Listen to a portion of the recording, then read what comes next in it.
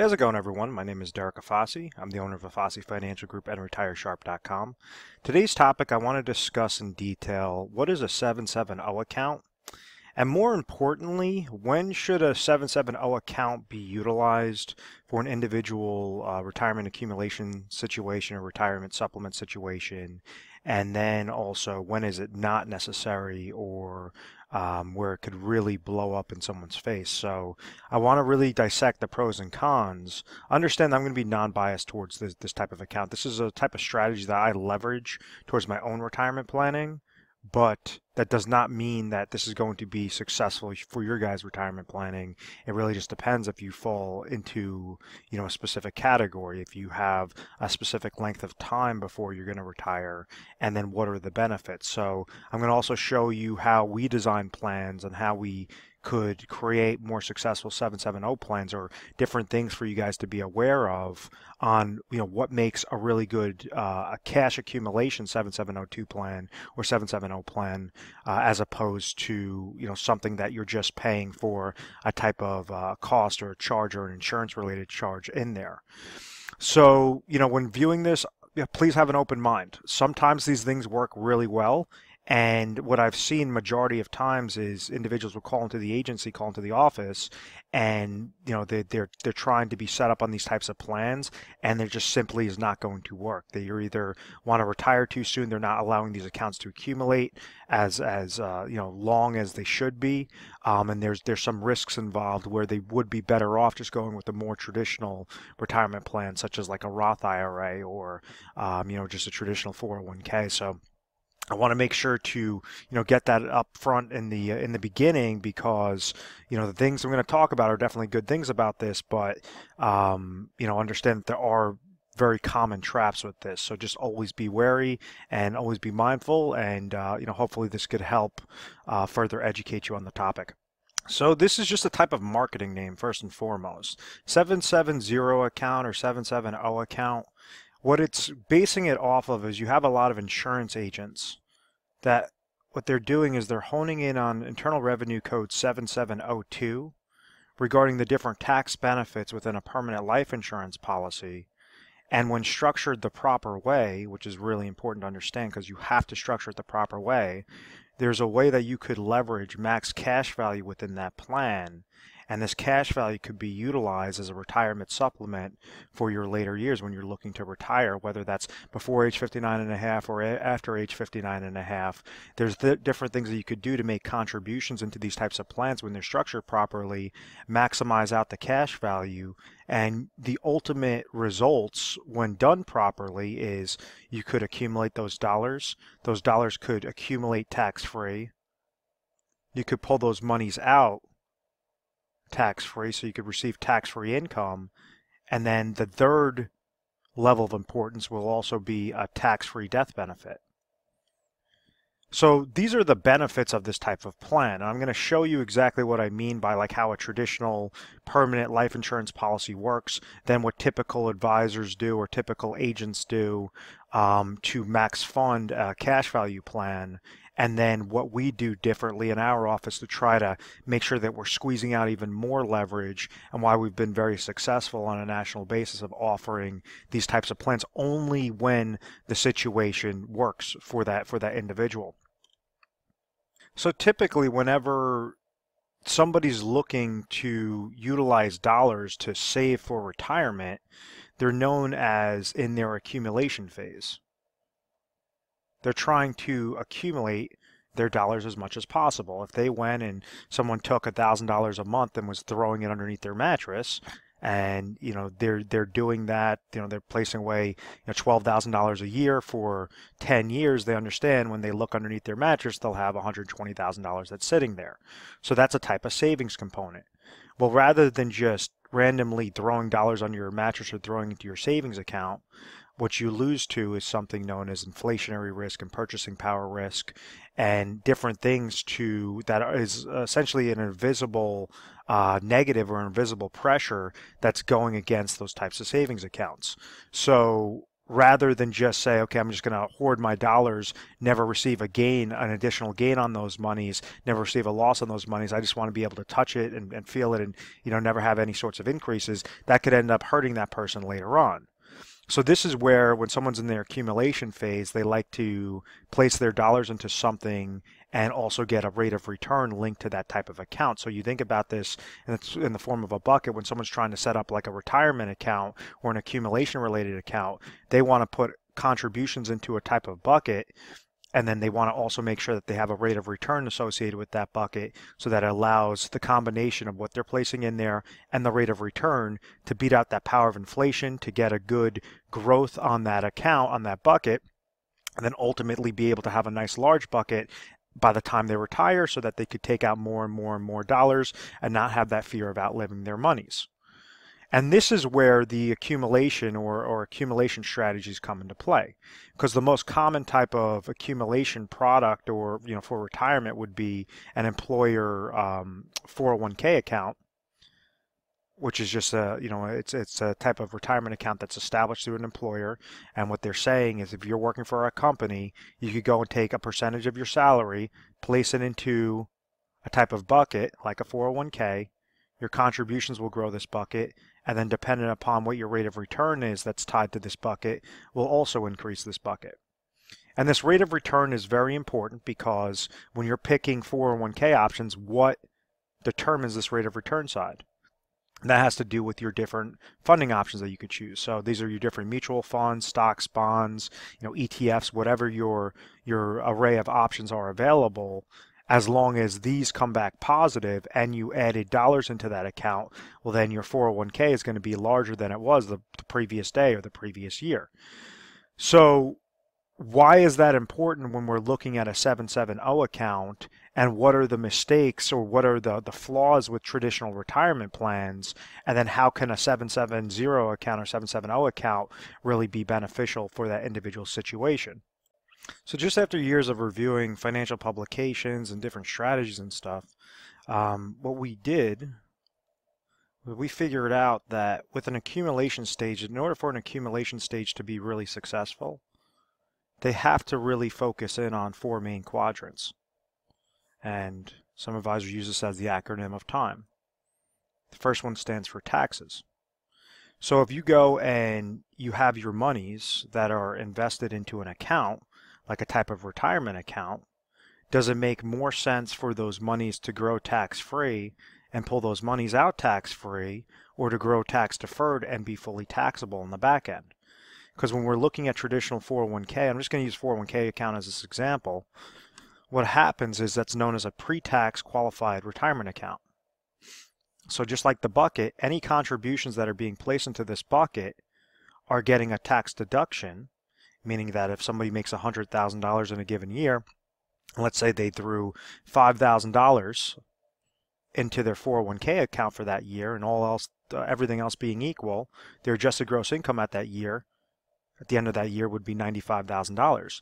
They were pre-tax, they got that tax deduction up front, and therefore that $5,000 that's being placed in there on the contribution side, and whenever that rate of return comes back positive or negative, whatever that rate of return is that grows this bucket, that's going to grow tax deferred.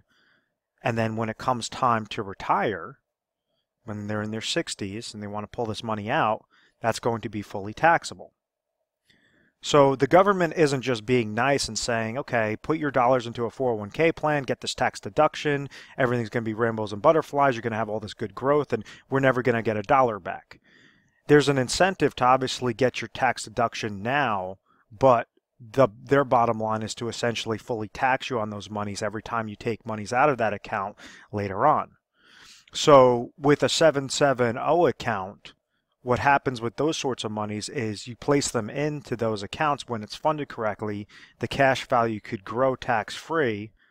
Whatever's netted over from the contribution side grows tax-free, and therefore the rate of return also that's placed in there grows tax-free. So then when it comes time and you're pulling it out properly when you want to retire, those are going to be 100% tax-free. It sounds great, but understand that the contribution is really the trick with this entire account. The contribution, and then also making sure that you're having a favorable contract with favorable rates of return to make sure that you could have double compound interest working into that account. But when it comes on a taxation standpoint, do you want something that's fully taxable or something that's going to be tax-free later on? And it really just depends upon what the tax environment is at that time. So when we look at a chart of the top marginal federal tax rate, and this obviously stops at 2013, so it has to be updated further. You can just do a Google search on this. What it shows us is how high taxes used to be and where our tax rates right now.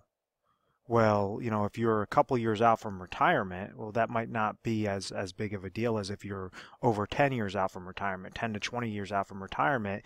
And if those increase and you're in a high marginal tax bracket, that could be, detrimental to your position. That could be detrimental to the amount of income that you're receiving later on, from your types of retirement accounts. Case in point is, let's say if you pulled out $100,000 and it's from a fully taxable bucket in retirement, and let's say you're in a hypothetical 30% tax bracket, well, you're going to be able to walk away with $70,000 of income because $30,000 had to go with taxes. It was fully taxable, the amount of monies, as opposed to a bucket that's going to be completely tax-free, or a retirement account that's going to be completely tax-free.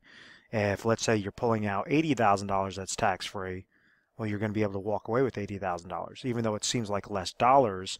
Because that taxation standpoint, how can you be most tax efficient during your accumulation strategy, meaning the dollars that are going in are the dollars that are growing, and then when you're ready to pull those monies out, how do you utilize that most efficiently, most effectively on a type of accumulation and eventual distribution phase?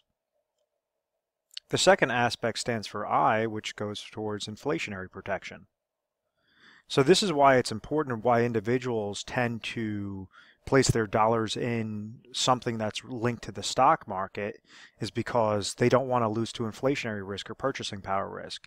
The way you could think of this is like a gallon of gas, 20 years ago was a lot cheaper than today. A house, a car, all these different things. You have different expenses that might be fixed, but majority of expenses are going to increase with the purchasing power risk and increase with inflation. And that's why, rather than just set aside a fixed dollar amount, hoping that fixed dollar amount will just keep compounding or just keep accumulating, you want to make sure that you're effectively accumulating your dollars, you're contributing it into something, and making sure that that rate of return is at least beating out what the pace of inflation is. And the pace of inflation, rule of thumb, increases by about 2 to 4% in a given year. Some years you might not have any inflationary increase. You might have 4% the next year. So on average, rule of thumb is about 2 to 4%. So, that's a 401k can accomplish it, a traditional retirement account, a type of 770 account that could accomplish it. But understand that inflationary protection is a major player, especially when you have those 10, 20, 30 years out from retirement, or well into retirement, meaning that if you retire in the next 10, 15 years and then you're going to be living for another 20, 30 years beyond that, this is something that you want to have incorporated into your plan. The third important aspect is market losses. And how exactly can you try to restrict something known as your drawdown? And this is something that the world's most successful investors do, even when they're investing their money is in the market and they're investing their monies in risk of saying that the markets could go up, the markets could go down.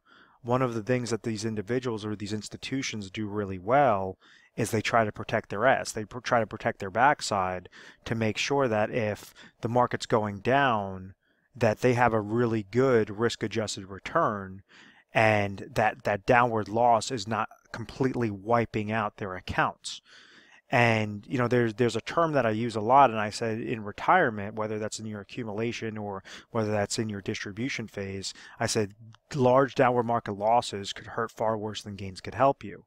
And what I mean by that is, somebody loses 10% in 1 year, it's going to take them 11% gain the next year just to get back to break even. If somebody loses, as an example, 50% in 1 year, it's going to take them 100% gain just to get back to break even. So these are the large losses that I'm talking about. Is basically you're going to need that much more of a gain if you experience a large loss. And like if you had $100,000 that's currently sitting in your 401k account, and let's say your account dropped 50% the first year, and then it increased 50% the second year, well, on paper, your average rate of return, a minus 50 and a plus 50, your average rate of return is going to be 0%. In reality, your account would still be sitting at only $75,000. You'd have a real loss of minus 25% or minus $25,000. So you're going to need a full 100% gain just to get back to that, $100,000 mark, just to get back to break even. So that's why, market losses are something that's so crucial that a lot of individuals just try to, leave their money in the market. They don't really have a good strategy, and it ends up hurting them, especially when they're trying to near out for retirement. Case in point is like a 2001 or 2008 when you had large portfolios lost anywhere between minus 30%, minus 60% on average, and that was a big hiccup. If you increase that number to $1 million and this person takes a 40% hit that 1 year, that's $400,000. That is a lifestyle change, especially in retirement when they're nearing retirement. So that's something really important, is to protect downward market loss. So when you're looking at like a traditional 401k that's tied to market, dealing with mutual funds, stocks, bonds, commodities, real estate, whatever that case might be, or IRA accounts, you have unlimited upside, but you also have an unlimited downside regarding those market losses. So unless you have a really good strategy to how to protect that, this is where a lot of individuals fall victim to this. A 770 account, the ones that I like to leverage are something known as IUL-based plans. They grow when the stock market that it's linked to, when the index increases and gains 0%, you have a 0% floor, meaning you are not susceptible to those downward market losses whenever that stock market index goes down. So what it essentially allows is the contributions to go in there efficiently, effectively, and then that rate of return to not come back and be a detriment to that type of bucket. And like what I mean by that is, if you take a given 401k in 2008, that this individual was placing dollars in there for years and years and years, was placing so many contributions. They got this side correct. It was this side, this rate of return, that could be positive or could be negative. And when that came back negative, even something as small as a 30% loss, that cut their portfolio in a third, and essentially hurt them with trying to plan out to how they properly retire. With these types of accounts, you have a positive contribution side when set up correctly, and then that rate of return side will either be 0%, meaning that negative is not going to hurt it, or it's going to be based upon whatever indexing strategy that is. And it's all specific towards carriers, towards companies, and all of that. So I'm going to get into that in a little bit later. So now it brings us to our fourth most important aspect, which are expenses. And I think this is probably the most important thing, because if a 770 account is more expensive than a traditional retirement account, why would you go into this type of product line? And this is something where agents and advisors, they get this part wrong time and time again. Is what they try to do is always talk about these three main benefits, and then they steamroll whenever somebody asks them regarding the expenses. It's really important, if you are interested in a 770 account, or you're currently in the process of maybe getting set up, there's something that each agent could go and offer or show you, is something known as a cost of charges chart, where you could see to the decimal point what your current charges are currently, and then what they're going to be each and every year going forward. So if you're seeing astronomical monies that are coming out of a 770 account, and you know that those monies are a lot more expensive than what it would be going to a traditional retirement account, well, why would you go with that 770 account? It just doesn't make mathematical sense to do so. So that's the philosophy in getting set up in a 770 account. My basic rules, or my basic formula on this is, as long as somebody is over 10 years out from retirement, as long as they have about 10 years worth of accumulation that they want to set up, that might be a nice sweet spot for them regarding the 770 account. When they're before that 10-year mark, that's when the 770 account is typically going to be more expensive than a traditional play, and that's why I would typically recommend a traditional play. So, please be mindful of that, and I'm going to show you, okay, how does a typical permanent life insurance policy work, and then what are advisors doing to maximize out the cash value component, get into a 770 account, and then what do we do to further expand on that cash value accumulation and further expand on the amount of leverage that you could utilize with that type of cash value as a viable retirement supplement later on. So this is how a typical life insurance policy works. You might have seen this with other videos, but I'm going to correlate this to the conversation, regarding the accumulation phase. Each life insurance policy has something known as a death benefit that's attached to it. So with traditional life insurance, what happens is an individual is paying a premium dollar, and God forbid if they pass away, then this death benefit is going to get paid out to the beneficiaries, usually in the form of a lump sum. So if someone's putting in $1,000 into a plan and they have a $500,000 death benefit, this person makes one payment and then passes away, well, $500,000 now has to come off the life insurance company's books and get paid out to the beneficiary. So that's a large loss for the life insurance company. Any time that they're in risk to have these large losses, it's going to increase something known as net amount at risk, NAR. So, and case in point is like this is showing the dollars go into the plan. Majority of the red section is known as the cost of insurance and other expenses.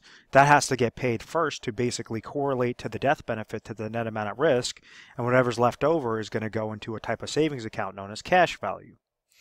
So this cash value is all the good things that I spoke about, in this video of saying, okay, you could have tax-free monies, you could have inflationary protection, no downward market losses, expenses, all these different things. Well, unfortunately, this is how majority of individuals or majority of agents, or should I say life insurance agents, set up plans. Because they understand that the larger this death benefit is, the higher the cost of insurance is, and the higher that their commission is going to be. And therefore, the cash value, yes, it is still growing with those different components, but it's not going to be favorable when you're comparing it on a retirement supplement standpoint. When you're comparing the apples to apples with like a 401k or a Roth account, that's not even going to compare with being a viable option. So you have other agents that they say, okay, well, we're going to set up a cash value maximization plan for our clients. And what they do is they'll have that same dollar that goes in there, but instead of a $500,000 death benefit, they're going to reduce this down to a $100,000 death benefit. They're going to reduce this down to what the legal limits allow with the Internal Revenue Code 7702, 72E, and 101A that says that they could grow this money, this cash value, tax-free. They could pull this money out tax-free, and they could also leave a tax-free death benefit. When someone's looking to utilize a 770 account, the cash value is going to be the most important thing, and the death benefit is going to be the least important aspect. You're not trying to get put into this plan for a death benefit play. Death benefit should be the absolute least of your concerns. Yes, you have a death benefit that's sitting there. Yes, it's beneficial, but you should try to beat the hell out of this death benefit as much as possible because you want to try to hone in on this cash value as large as possible. So with the death benefit being reduced down to $100,000, what do we notice? Well, the cost of insurance and other expenses also were reduced by, about a fifth of the price of what it was with the $500,000 death benefit. And therefore, this $100,000 has less dollars go to the cost of insurance and expenses because the risk is less to the insurance company, and therefore more money is being netted as a contribution into that cash value. So all that happened was there was focus on that net amount at risk. So whenever we set up plans, and I say, okay, well, other agents, they'll go and they'll try to set up these types of plans, and they'll just figure out this death benefit side, tweak down the death benefit and call it a day. And you're still leaving a large portion towards cost of insurance and other expenses. So what we did was we really figured out, what is this net amount at risk? What is the actual risk to the insurance company? And how can we cherry pick specific carriers and specific strategies to further reduce this net amount at risk and further increase the amount of cash value that's growing within that plan while still staying in compliance with these internal revenue codes? Because be mindful that the reason why you can't drop down this death benefit to like $1 and put $1,000 in there is because this would be known as a modified endowment contract, and therefore you're going to lose out on all those tax benefits that I mentioned previously. So if you have too small of a death benefit and too large of a cash value, well then it's known as a modified endowment contract, and it works like a type of non-qualified retirement plan. So it's very important to strip down this death benefit to bare bones legal limits, and then also make sure that this cash value is correlating with it as well. So when we set up our plans, we want it looking something like this, where you're still putting in that $1,000, that's fine. The death benefit is still sitting at the lowest that it can be, but we have a different cost of insurance and other expenses that are associated with our plans. what exactly did we do? Well, we honed in on a lower net amount at risk. With cash value plans, it's really important to make sure that this death benefit and this cash value are as close to each other as possible. This is known as the cash value corridor. So as cash value is increasing, we want death benefit to increase with it. If cash value goes down, we want death benefit to go down with it. So we want to keep these quadrants or this correlation as close to each other as possible to make sure that you're paying the smallest amount of cost of insurance and other expenses and reduces the net amount at risk to the insurance company, and make sure that in return you're receiving the least amount of costs.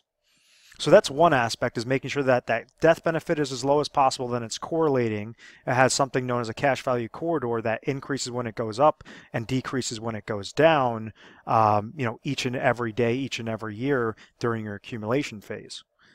Now, the second aspect that also shows a significant difference is this lower net amount at risk. Is majority of carriers, 99% of carriers and contracts, they offer this death benefit in the form of a lump sum.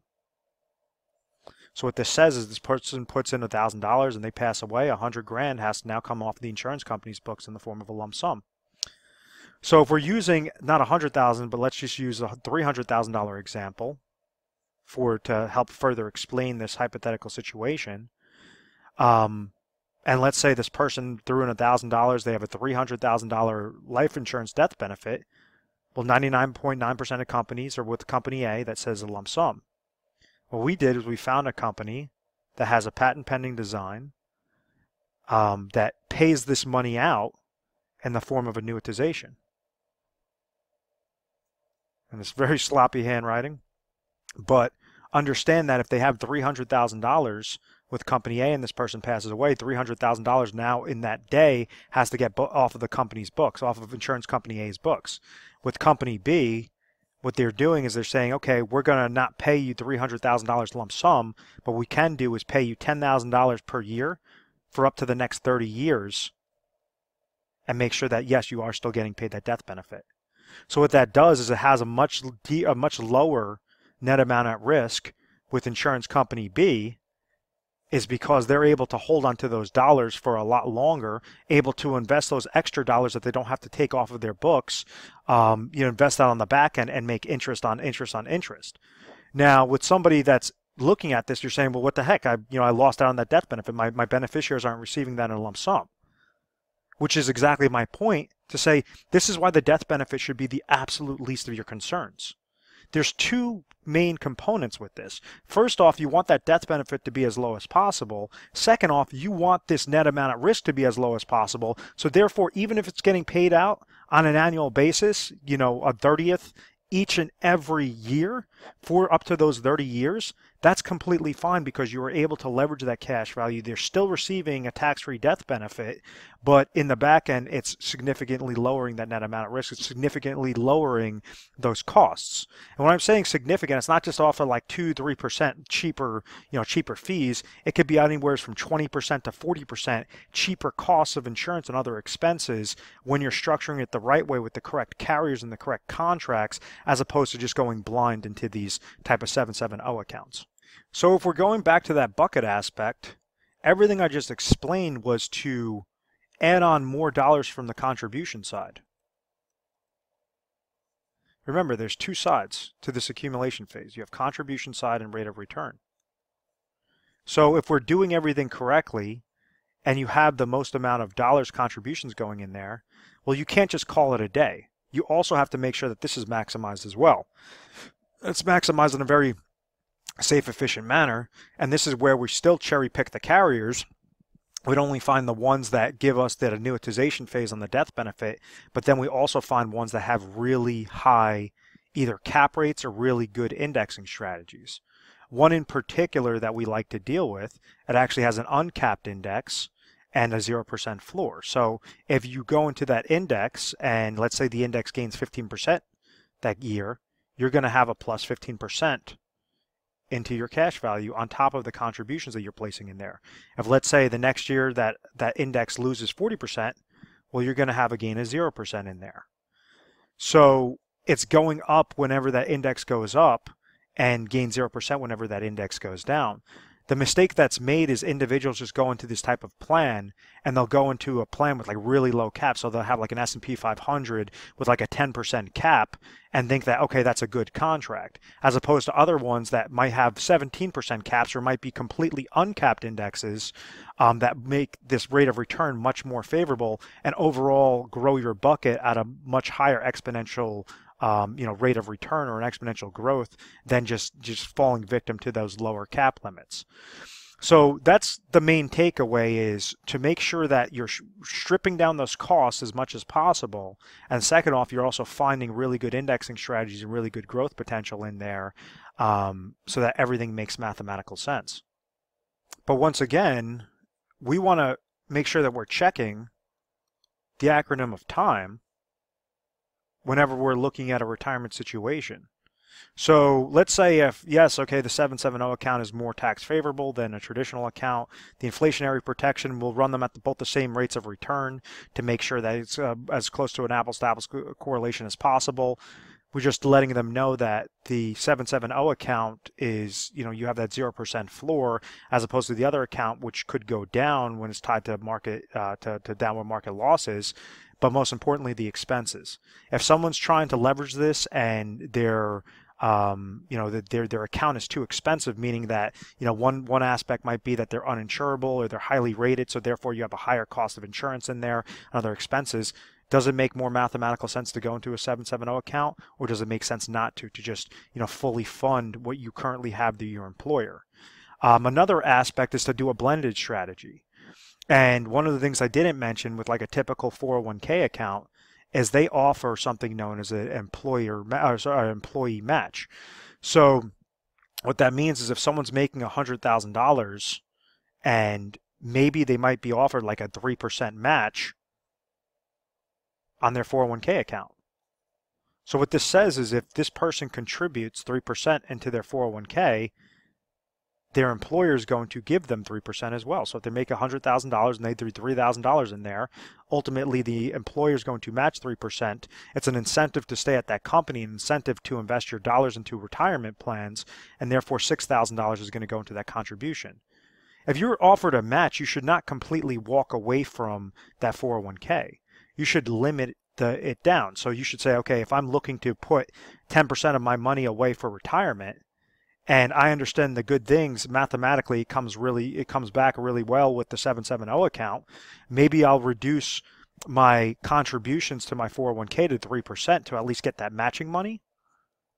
And then the other 7% is going to go into, a 770 account, only if that 770 account comes back most favorable. So like if you're only like 5 to 10 years out from retirement, the 770 account, rule of thumb, might not make the most sense for you. If you're going, over 10 years, 10, 15, 20 years out from retirement, typically that's where you have a lot of really good compound growth potential in there. It allows us to strip away those costs as much as possible. And we show you to the decimal point where your expenses would be in this, where your expenses would be with your 401k account we do, or your employer sponsor plan or an IRA account, whatever that case might be. And we'll compare all across the board to make sure that all the math adds up. What we also do different is we have a calculator known as a Retire Sharp planning system where we get to, depend upon the area that you're calling in from, depend upon your situation, your age, all of that, we get to receive back over 1,200 plus results. What are the top 3 results for your situation? What is the number 1 recommendation that we would make? And then we take that number 1 recommendation and we show you on a scientific basis how much should you place into this type of plan, or whether you should not place anything into this plan and maybe go into other avenues, that's going to be most effective, most efficient. If you're in the accumulation stage, well, there's specific strategies to leverage in an accumulation phase to be most efficient. If you're nearing that road from retirement, well, then there's something known as a preservation and distribution phase that you want to make sure that you're not commingling a preservation and distribution phase with an accumulation phase. Each one serves their own purpose. Each one has a specific set of rules to make sure that they're more efficient than the other. So, depend upon what your situation is. That's exactly what we're going to try to educate you on and make it very specific. But this could be leveraged really well. I do it for my own monies based upon my age, based upon the amount of dollars I'm placing in there. Some people watching this video say, what about Roth IRA? Roth IRAs are good, or Roth 401ks are really, really good. The problem is if you phase out of a Roth IRA, if you make too much money, you cannot contribute into a Roth IRA. It's known as a phase-out provision. So you could be adding dollars into a Roth IRA, add dollars into a Roth IRA for a couple of years. All of a sudden, you have those aspirations. You're making more money. It puts you over that limit. Both you and your spouse go over that limit. Well, now you can't contribute any more dollars into a Roth IRA. So that's where that hiccup kind of comes into play.